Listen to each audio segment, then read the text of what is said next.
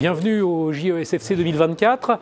Bernard Young, je suis cardiologue à Bichat. J'ai le plaisir de faire cette interview avec Julien Ternacle de Bordeaux sur l'insuffisance mitrale, l'évaluation des patients avec une insuffisance mitrale. On sait que les techniques se sont considérablement diversifiées. Alors Julien, comment situer l'imagerie dans l'évaluation du patient ? Alors, merci Bernard pour cette question. La place de l'imagerie est centrale déjà dès le diagnostic, puisque l'échographie cardiaque transthoracique reste l'examen de première intention pour faire le diagnostic de sévérité, des retentissements de l'insuffisance mitrale. Et avec cet examen, on va confirmer l'indication, avec la clinique bien sûr, on va confirmer l'indication d'une intervention et va être amené après à discuter de ce patient en équipe multidisciplinaire avec les chirurgiens cardiaques, les anesthésistes, les cardiologues interventionnels, de l'éligibilité à une chirurgie cardiaque dans un premier temps qui reste l'examen, l'intervention de référence avec principalement la plastie mitrale. Donc si ce patient est éligible à une plastie mitrale, le TO interviendra pour évaluer la faisabilité de la plastie mitrale, évidemment au bloc opératoire pour voir les résultats de l'intervention immédiate.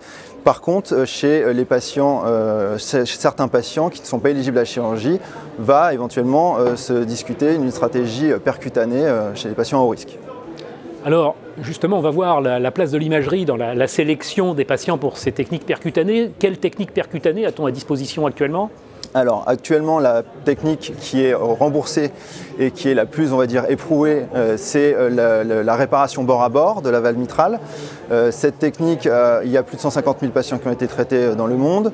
On a des résultats qui sont globalement satisfaisants sur une population alors, quand même sélectionnée âgée, avec une espérance de vie qui n'est pas celle des patients qui sont adressés à la chirurgie cardiaque bien sûr, mais on a des résultats satisfaisants à condition d'avoir une sélection anatomique correcte du patient, parce que la faisabilité de cette réparation bord à bord dépend de l'anatomie de la valve et c'est l'échographie transœsophagienne qui est vraiment la pierre angulaire de cette évaluation et qui va nous permettre de classer les patients dans trois grandes catégories. Le patient qui est facile à faire en réparation bord à bord, c'est-à-dire une valve souple, pas de calcification, une large ouverture, une anomalie qui se situe plutôt en zone 2, le prolapsus de P2 idéalement, et un défaut de coaptation qui n'est pas trop important. Les patients qui sont rédhibitoires, c'est les patients qui ont des lésions post-endocardiques de type perforation, les rhumatismaux, où là on va créer de la sténose et on va avoir un mauvais résultat. Les patients qui ont des très grandes indentations ou des zones commissurales qui peuvent être un peu plus compliquées. Voilà, ces patients-là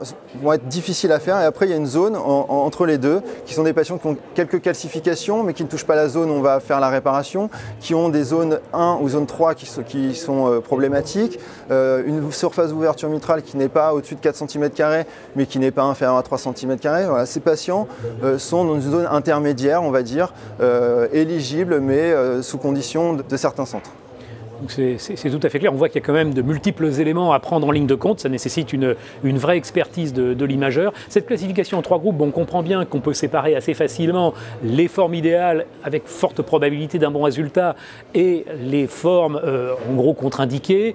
On est toujours un peu mal à l'aise avec ces zones intermédiaires, ces zones grises qui sont non idéales mais faisables. Est-ce que cette classification elle est vraiment consensuelle et ces patients qui ont des formes intermédiaires, comment va-t-on finalement les sélectionner in fine ?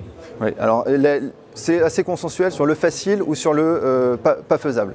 Effectivement, sur cette zone intermédiaire, il y a des publications qui commencent à sortir sur une subdivision de cette zone entre les patients intermédiaires faciles et les patients intermédiaires complexes. Et ça va essentiellement dépendre de l'expérience du centre. Plus on fait de procédures, plus on a d'expérience et plus on peut anticiper les résultats.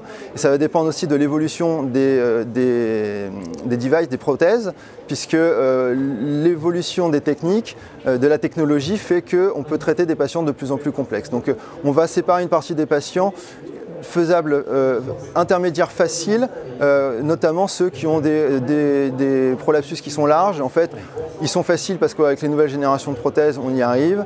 Les zones 1 et les zones 3 deviennent un peu plus faciles avec les nouvelles générations de prothèses. Donc, voilà, on arrive à subdiviser cette catégorie, mais c'est très centre dépendant et très technologie dépendante.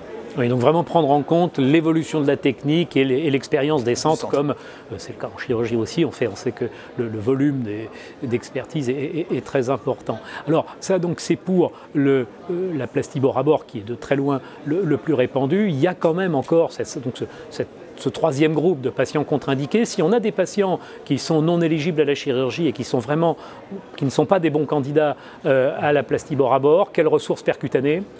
Alors, se développent de plus en plus les remplacements percutanés, donc c'est un remplacement complet de la valve, idéalement en transseptal. Il y a aussi du transapical, mais qui est réservé à des patients qui sont quand même un peu plus solides, parce que l'abord transapical reste un abord semi-chirurgical, il faut quand même être capable de l'encaisser. En transseptal pur, en percutané pur, il y a des prothèses qui arrivent, qui sont en cours d'évaluation.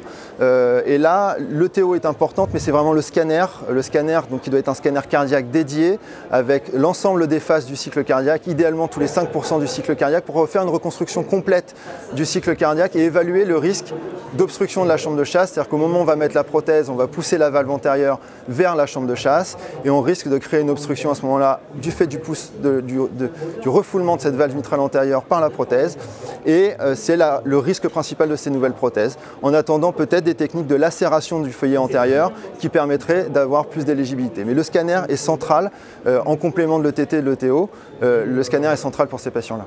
Donc là, on passe vraiment à une imagerie multimodale pour sélectionner les patients avec des expériences que vous avez, mais qui restent encore limitées, notamment par le fait que ces prothèses ne sont pas remboursées, et ça pose un problème d'utilisation. Pour l'instant, c'est que dans le cadre de protocole, il y en a une qui est remboursée, mais qu'il faut payer et qui est chère.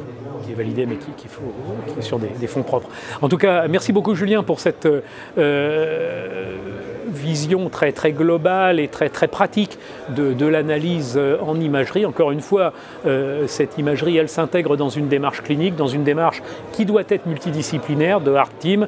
Ça a été parfaitement bien montré avec la discussion médico-chirurgicale de l'éligibilité, après le choix de la technique en fonction de l'imagerie, de l'expérience, et tout ça, ça nécessite bien sûr des centres où il y a toutes les ressources disponibles.